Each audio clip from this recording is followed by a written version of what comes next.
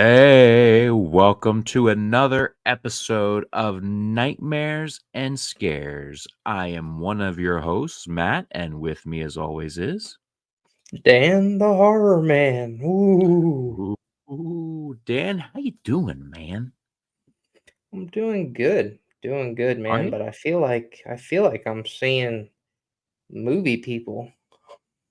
I see movie Oh, people. We got one above each of our heads. oh yeah. We do. Mine's like looking over at yours, like, "Oh man, don't come over here." Yeah, they're like, "What is this?" Um, Haley Joel Osment is giving you a look of like, "I don't know about that guy." Disgust. Yeah, I get that look quite often, so it works out. um, Welcome to Nightmares and Scares, everybody. The show that invites you to grab your popcorn and your PJs and go to a place where every day is Halloween. A boy's best friend is always his mother, and that monster under your bed, it is absolutely 100% real. Uh, Today we got a hot one. We're talking Ooh. about The Sixth Sense. Dan, you picked this for us, and I've made it no secret. I am super excited to talk about this today. Um, but before we do, because I've been updating the people, I'm not going to make this a real big long thing, but I've been updating the people on the progress of my film that I'm making. I'm working on a movie for if this is your first time tuning in. I am an independent filmmaker, um, trying to be, and working on a movie right now. And I don't know if you can tell, my hands are literally dyed red, blood stained, because I was playing with fake blood. I've got no clips to show you, but I do have some photos. We had a really good day of shooting. We had a very significant, pivotal scene. It's a mild spoiler, but not really, because it's in the description of the movie that this event happens. So we got some photos I just wanted to share. We got some cast members here. We've got myself. We've got some extras. We got some crew with our HYDE film crew T-shirts. And then today we filmed like I said, a very pivotal moment. Here's me on the ground, literally getting the shot, the elixir. For those of you who have seen The Visit, another M. Night Shyamalan movie, um, getting the elixir moment.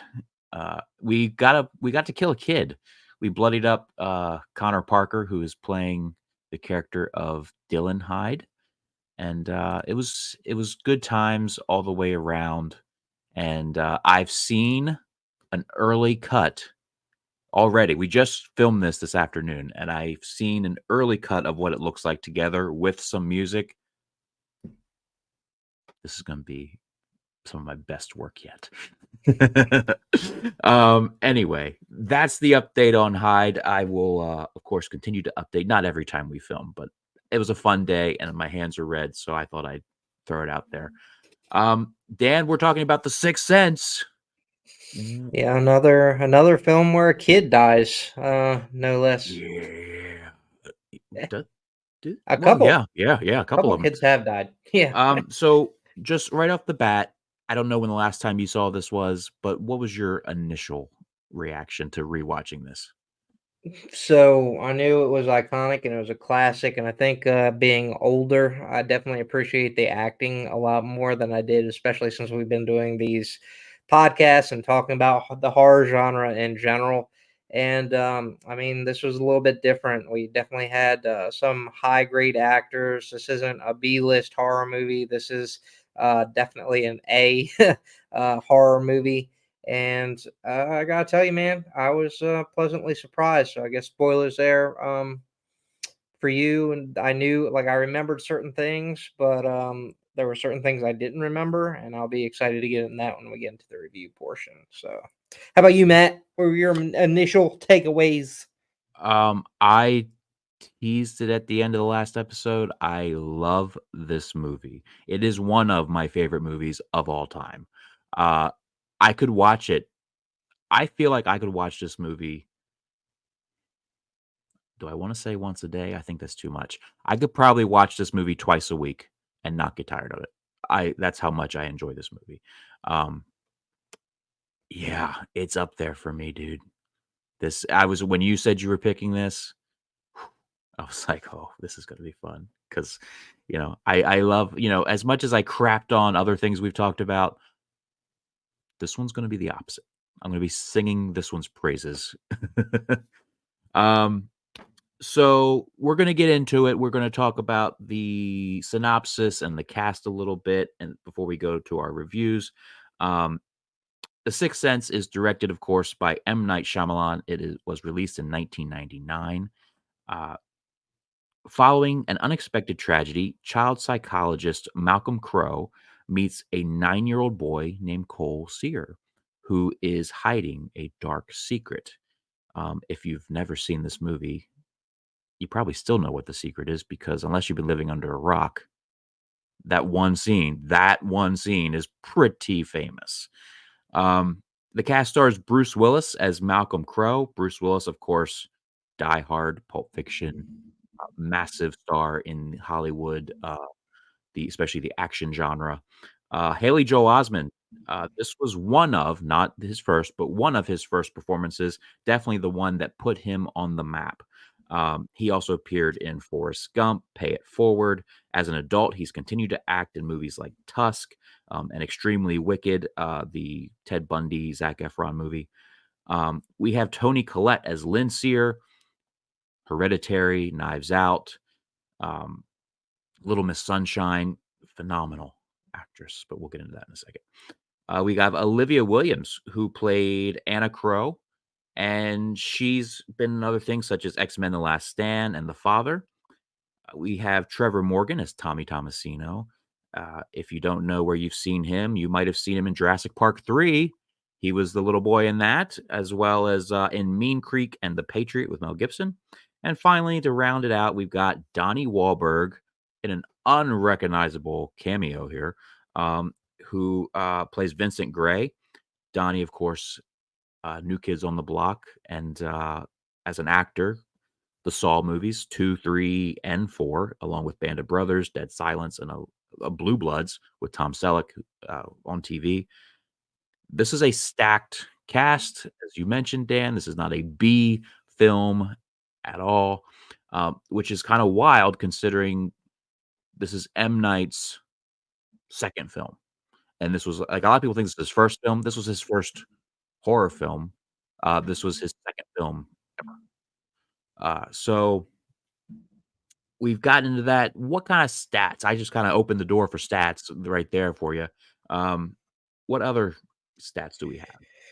Well, Matt, I was actually surprised you didn't touch on this, but we come in with a runtime of about 1 hour and 47 minutes, which puts it just a smidge over our 1.5 hour mark for comfort.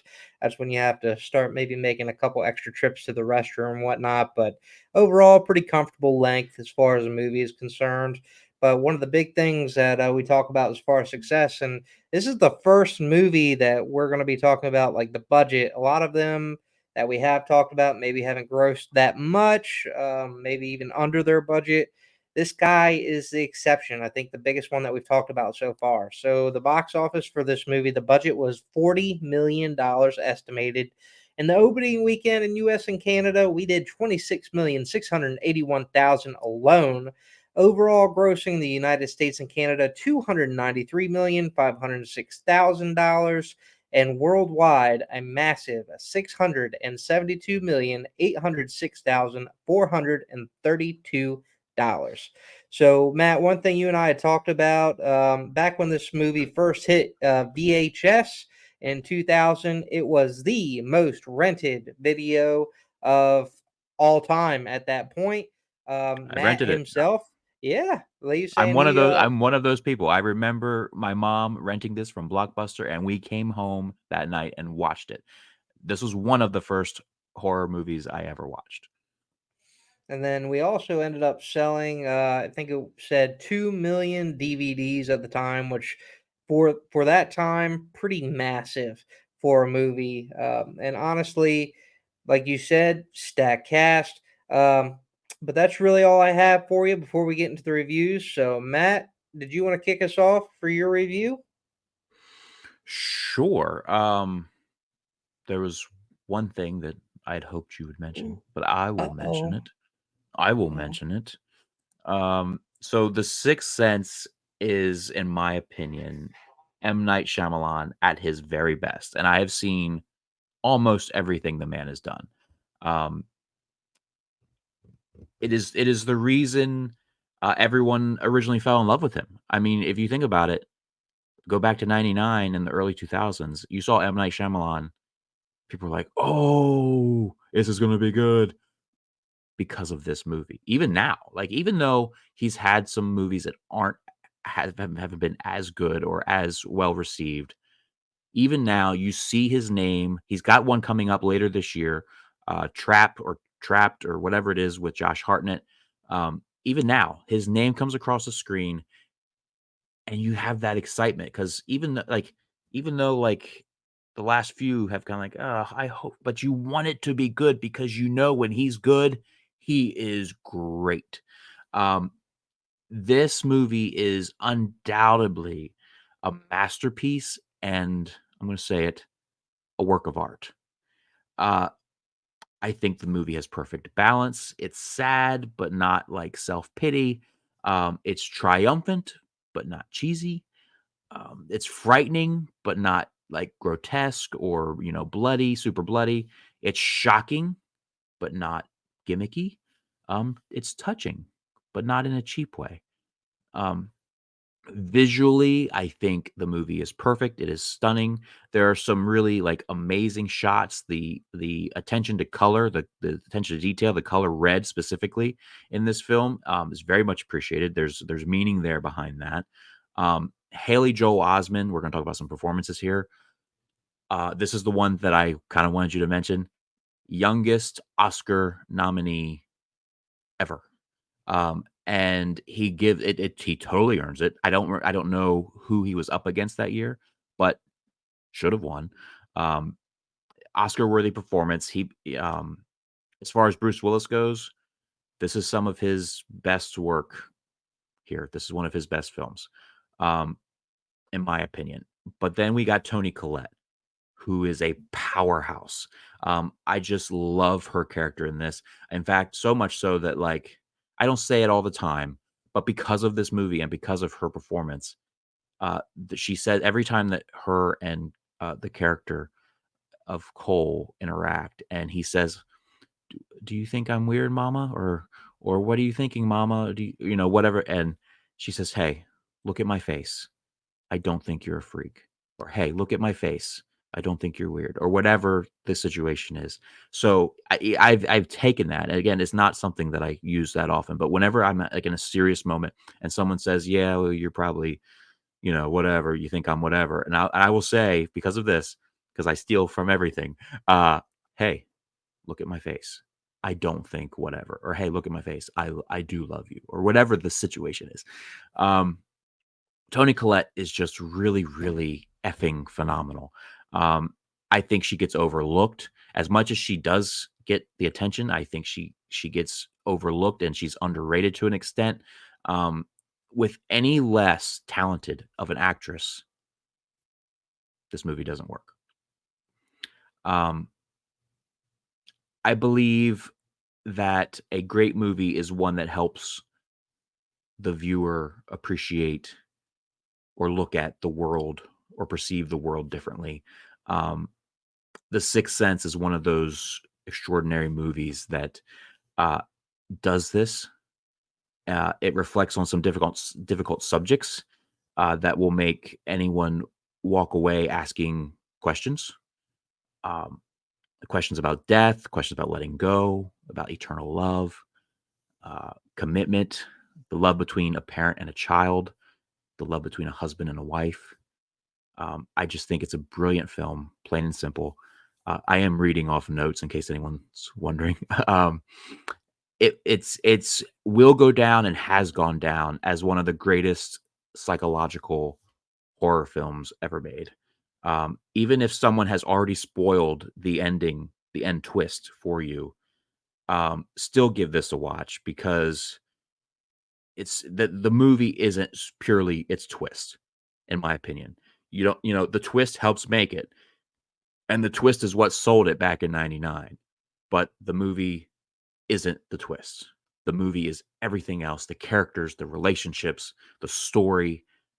The movie is so much more than just the last 5 minutes. That is my review.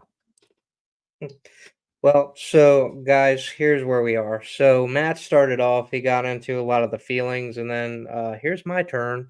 So I get to reflect a little bit on what Matt said, overarching, and then try to break that down a little bit.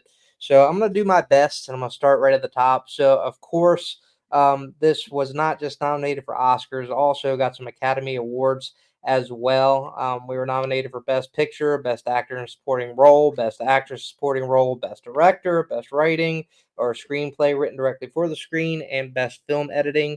So ultimately, a lot of awards for this film. And yes, I believe on IMDb, which is where I get a lot of my information as far as the box office is concerned.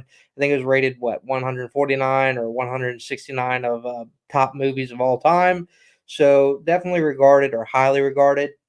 And when you look at the cast, so I know first off, we talked about Haley Joel Osment. So when he came onto the scene, kind of interesting why he got picked. I mean, why would you pick him out of a lineup? So a couple things. Apparently, M. Night Shyamalan had a conversation with him and asked him if he read his lines. He said, "Oh, I read them 3 times." And then I said, "So you read your lines 3 times?" He said, "No, I read the script 3 times." He also was the only child or boy that had came into the audition with a tie on, and ultimately he just fell in love with him. So outside of that, again, you said Tony Collette. So one of the things that I loved about this film, there's one scene, I'm skipping around a little bit, where they're in the car and he finally comes out with the secret after he's Yes. talked to Malcolm and finally came into his own and really wanted to get out there. And they have this emotional bond. And it's not that the actors are good independently, which Haley did a really terrific job, I think, on his own. But together, Tony, Collette, Haley bounced off each other so much, and there's so much emotion in that scene. And Haley's eyes start to water. Tony Collette starts crying a little bit, and like you said, that the iconic lines like "Look at my face." I mean, it's just so endearing, and it's hard not to fall in love with their relationship, and hard to not believe that they're actually son and mother there. So that's been a huge one for us. Um, and then outside of that, so we talked about the twist, the whole I see dead people, and yep, that's really what I remembered from this film. But what I had forgotten, and shame on me for ever forgetting, is that how it tied into Vincent in the beginning.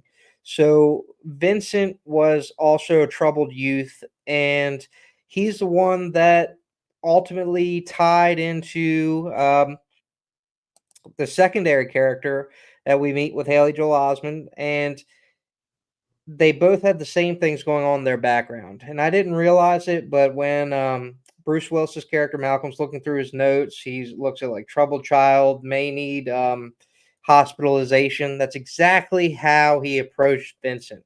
And it's kind of interesting that you don't draw that parallel at the time, but later on, when he's digging in and listening back to his research notes, and he hears the voices of the ghost talking in the back, and I think that's when Malcolm starts to realize, like, oh my gosh, like this kid's not lying to me. He's not hallucinating. It's like really hearing a ghost. It kind of opens it up. I'm a little upset they didn't bring Vincent back or try to incorporate Vincent back in this story a little bit, because it would have been interesting to see his, character after Well, death. doesn't he kill himself right after in the He beginning? does kill himself, but as far as seeing him maybe Oh, like around in the a flashback? spirit, Oh, okay, correct. okay, okay. Oh, or as So, a ghost. Okay, because I he see. definitely had some unsettled business Yeah. there, I would think, unless his whole purpose in life was just to kill the doctor, which I don't really think it was. But that's where Haley's characters would have ultimately ended up had he not been helped out by Malcolm and got the love of his mother as well. So um, again, as far as the horror aspect of it, you go what 30 minutes into this movie and it really doesn't have that horror feel to it, and then it just kind of takes off when you start to see from his perspective. or Cole's perspective. So you start to see the ghost. You start to see some of the things he's dealing with. You see all these cabinets and drawers fly open. The mother just comes back into the room. It's like, okay, but really doesn't address it. Still thinks it's him being troubled. And then we start to see what the boy who walks into the room and says that, "Hey, come here. I want to show you my dad's gun." And then he walked away, and the back part of his head was blown off. And As a kid, that scene scared the bejeebus out of me. Like, as a kid, I couldn't watch that scene. As an adult, it doesn't bother me, but I also know it's coming. But as a fun well, fact, as a child, that scene terrified me. I'm an adult and I still get uneasy about it, man. It's Yeah, it's terrifying to think. Like some yeah, kid left alone playing with firearms blew the back of his head open. Like it's sad. yeah. And it was sad to see again the story of the little girl and when Cole starts to realize, okay, I can use my gift to try to help people, and he helps the little girl expose her mother for one, keeping her sick, but also making her sick to the point she passed away, and then beginning to poison her sister as well. So definitely a lot going on there, and I have to say one of the best films I think I've seen. Tony Collette, I think it's funny that she actually didn't realize this was a horror movie until she sat and watched the whole thing. Because from her perspective, it maybe seemed like a suspense thriller. Um, because she wasn't exposed to all the ghosts and things that are happening other than the one scene where there's a dead bicyclist outside the window. But outside of that, had no clue until she saw the final cut of the movie. So ultimately, I guess we may have both said what we wanted to say, unless you had anything to bounce back off of me. No, I'm pretty good with what you said. Yeah, no, I think I don't know how you could hate this movie. I think this is a perfect movie. Well, Matt and I, and we never talked about him. Matt and I both talked about this before. The weakest part of this movie, we believe, Yeah, is Bruce Willis, but that's not to say that he's bad. but he's Like not Bruce bad. Willis. No, Bruce Willis is like I mentioned, this is one of Bruce Willis's best performances in my opinion. But with that said, he's the weaker of the 3 between Haley Joel Osment, Tony Collette, and Bruce Willis. It's just Like, the emotion. The emotion is so raw between the other two that he just doesn't quite capture. And I'm yeah. sure we could have got that moment in between, like the husband and wife, like the feeling of loss, but also moving on. But it just unfortunately didn't come through on screen. And I also So don't think that any other actor in the way that I said that if a lesser actress, this film wouldn't have been the same. I don't think you could put anyone else in that Bruce Willis role. That's how much I believe in his performance here. Um, any other actor, I don't think the movie would have been as good. But at the same time, Haley and Tony are just so far above that out of the 3, he is the weaker of the 3. So, Dan, now comes the time where we rate this. We have a 1 through 10 rating system, and we try to change it up and spice it up and give it a different thing each time. I feel like this has to be 1 out of 10 dead people. How many dead people do you give this? 1 out of that's 10. fair. I'm gonna kick it to you first. What is your rating? Well, I think honestly, now listen, guys. Matt and I have been talking about how they casted these folks, and I did miss a couple notes. One, Michael Sarah was up for the audition of Cole in this, and then also I think that Tony ended up coming in to this by mistake. So it's just interesting, like in the way of movies and actors, I like wish I could what make a mistake like that. Jeez. and then end up in probably one of the biggest roles of your entire Yeah. career that just sets you up, forever. But ultimately, 1 out of 10 dead people. This was really hard. I'm really going to disappoint Matt, and it's really sad because of everything I said. You'd think I'd do otherwise, but I've got to go all the way to number 10. 10 out of 10 dead people for this film. You don't get much better. In terms of pulse pounding, like making you jump out of your seat. not so much, but the suspense, honestly, the twists. There's at least three that I'm aware of that really kept this going, and I mean they did a really good job stacking it, so kept it fresh. A rewatch years later, so awesome, awesome job with the Sixth Sense. For sure. Um, that's your second 10 I think you've ever given since we've been doing this. Um, don't ask me what the first one was. I just know that you Was it gave. Ready or Not? I think it was. I think yes, because then you gave Abigail 9. Yes. Yeah, So yeah, so this is your second 10, and you've been giving me ish for not ratings for not giving a 10 yet. We're what episode number is this? Is this number 10? Are we doing number 10 right now? I think this is 7 or 8. No, I think we're at number 10. Have we been doing it that long at this point? I can find I think out. yeah, quick check, quick check. It's one thing, like if you zoom in on my This is glasses episode during 10. the. This is Is episode it 10. So it okay? is fitting. It is very fitting Oh, that oh. that on our 10th episode I give The Sixth Sense a 10. Woo! You need to put a special animation or something in here. It's a clean sweep. First time we've agreed and also Yes. given the movie the same like a 10. This is a 10 out of 1 out of 10 dead people. Uh I'm not going to keep repeating. This is a phenomenal movie.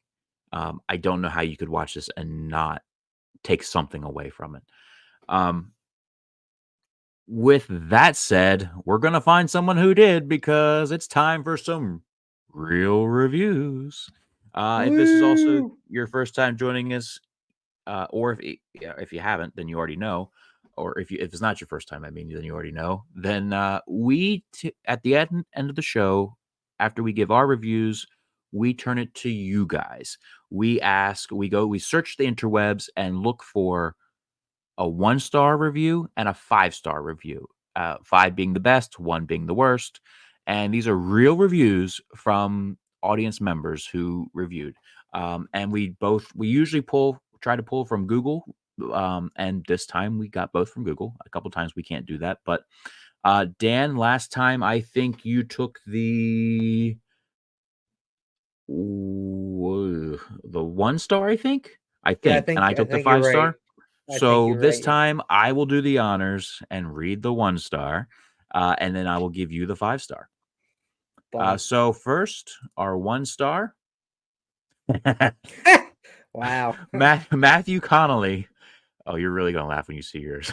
Matthew Connolly, from 3 years ago, 1-star, said unpopular opinion. This movie is really boring. That is definitely unpopular. I usually get along with other Matthews. Can't Not say I today. agree with Mr. Connolly there. Dan, Not here's your today, five bruh. star. Here's your 5-star review. I apologize in advance. Oh, Jesus. Oh, man. All right. From Kaldeep Kaur, 4 years ago. It's such a masterpiece. I'd watched this movie a few years back, and yet when I think of it today, it gives me thrills, and I decided to watch it again. Everything about this movie is genius. The small little details, the characters, the story itself that revolves around a plain fact that we all miss despite of it being there all the time is what makes this movie brilliant. It's not some typical horror movie that will make you jump out of the couch. Instead, it's a psychological thriller that can make you also relate to the real world.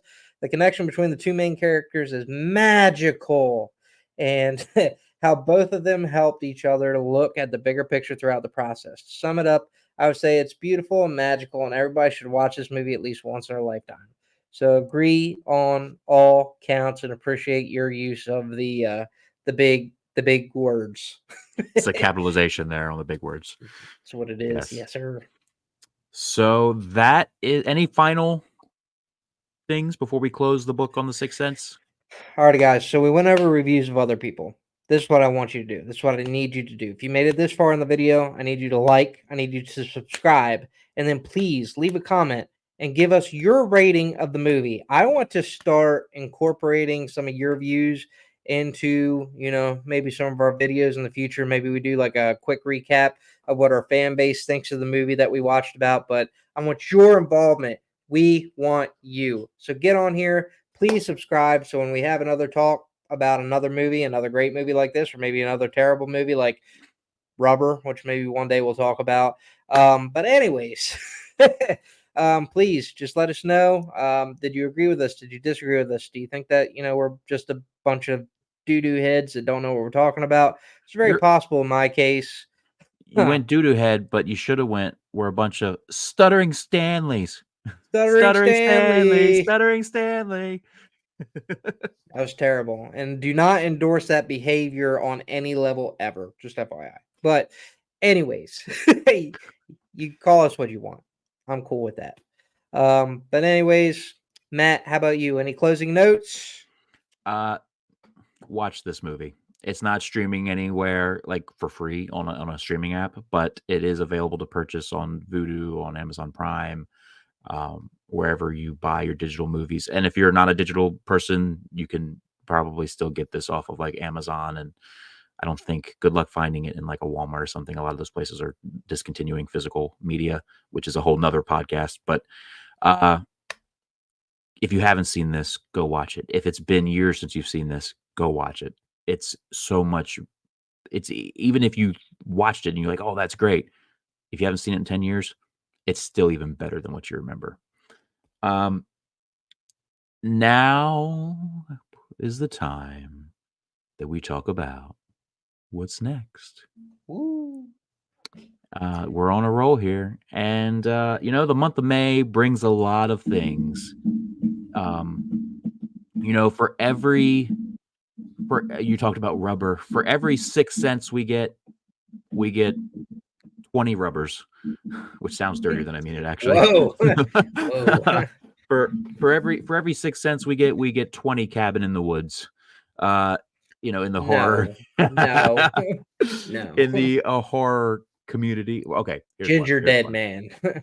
For every 6 cents, there's 20 Halloween kills and Halloween ends.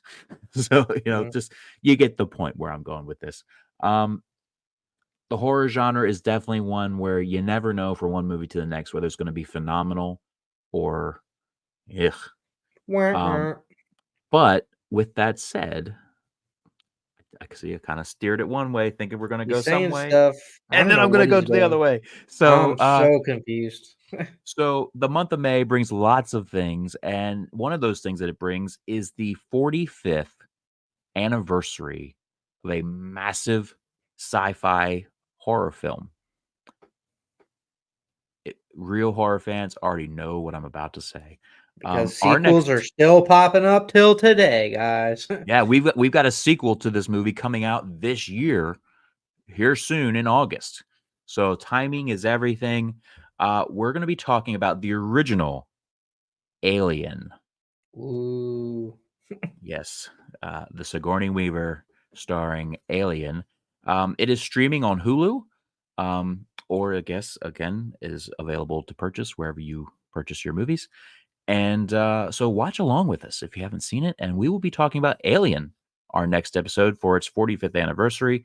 We're going to drop it obviously before the 25th or whatever it is. So um, we'll be dropping that next. So definitely check that out. Legit. We are on Instagram, something I mentioned a couple episodes back and haven't mentioned since. So make sure you check us out on Instagram. We have a brand new Instagram page. It is at Nightmares and Scares Pod. We post quite regularly over there, and you can kind of just keep up. We have little clips of the show, highlights of the shows, along with updates and reminders of what's next. So, like right before we get to Alien, the day before, we'll post a little teaser like, oh, Aliens coming tomorrow, type of deal. So definitely follow us there if you like what you're seeing. If you like what you're seeing, as Dan mentioned, please subscribe, leave us a comment. If there's a movie that you'd Love. like us to, Just if love there's a it. movie you'd like us to discuss, then by all means leave a comment. We would gladly jump on that. Um, and make sure you ring the notification bell so you get alerted each and every time we post a new video. Dan, any final words before we get out of here? I see awesome people watching this video. Now that's it. That's corny. That's corny. Get out of here. All right, time to pull the plug. Everybody have a great week, and we will see you in your nightmares.